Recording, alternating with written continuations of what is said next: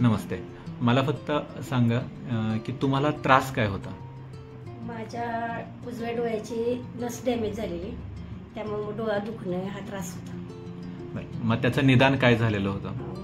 त्याच्यानंतर आमच्या इथल्या डॉक्टरांनी सांगितलं की डोळ्यात इंजेक्शन करायचं.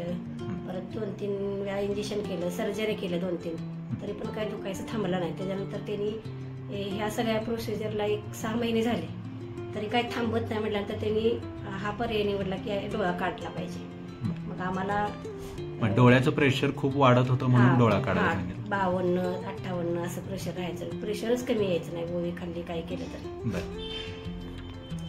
त्याच्यानंतर परत मग आम्हाला ह्या हॉस्पिटलची माहिती मिळाली कराडहून की इथं एक हॉस्पिटल आहे आयुर्वेदिक, तिथे जाऊन बघा.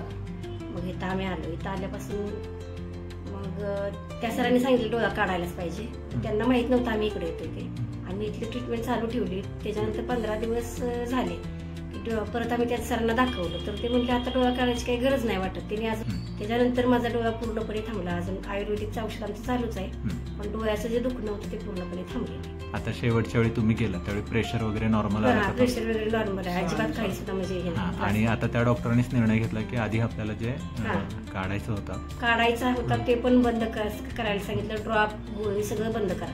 आता तुमचा डोळा नॉर्मल आहे म्हणजे काही गरज नाही काय करायची. ओके, चालेल, ठीक आहे, धन्यवाद. नमस्ते. या रुग्णाचं निदान ग्लाउकोमा म्हणजे बोलीभाषेत काचबिंदू असं होतं. ऑलरेडी काचबिंदूमुळे नजर गेलेली होती, पण वेदना थांबत नव्हत्या.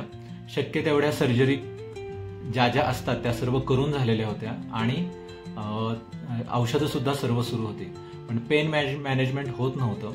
त्यावेळी शेवटचा उपाय म्हणून पेशंटला इन्युक्लिएशन म्हणजे तो आयबॉल पूर्णपणे काढून टाकणे असं सांगण्यात आलं. त्यावेळी त्यांनी दुसरा आयुर्वेद ऑप्शन कुठे सापडतोय का अशा हेतूने ते आमच्याकडे आले. आयुर्वेदीय ट्रीटमेंट आम्ही पूर्णपणे आयुर्वेदीय निदान करून चालू केली. आयुर्वेदाच्या पद्धतीने ज्यावेळी त्यांच्या पूर्ण शरीराची हिस्ट्री, त्यांची प्रकृती बघून ज्या काही त्यांना ट्रीटमेंट्स दिल्या गेल्या, त्याने त्यांच्या वेदना कमी व्हायला लागल्या, प्रेशर नॉर्मल राहायला लागलं.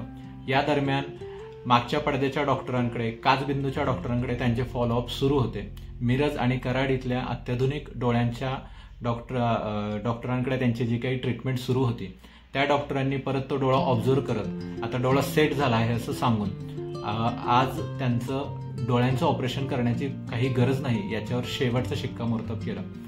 या ट्रीटमेंटला स्टेप बाय स्टेप रिस्पॉन्स येत गेला, आणि प्रत्येक वेळी डोळा सुधारतोय असं ज्यावेळी दिसलं त्यावेळी आता त्यांचा डोळा काढण्याचा निर्णय पूर्णपणे मागे घेतला गेला. शिवाय पेशंटला जे दुखणं होतं आणि खूप सारी डोळ्यात टाकण्याची औषधं सुरू होती ती सुद्धा पूर्णपणे बंद झाली. तर प्रत्येक वेळी नजर आलीच पाहिजे हा रिझल्ट आहे असंही नसतं. पेशंटचं क्वालिटी ऑफ लाईफ सुधारणं हे सुद्धा कित्येकदा समाधान देऊन जातं, जे आपल्याला या केस स्टडीवरून कळतं. Pen management in glaucoma. धन्यवाद.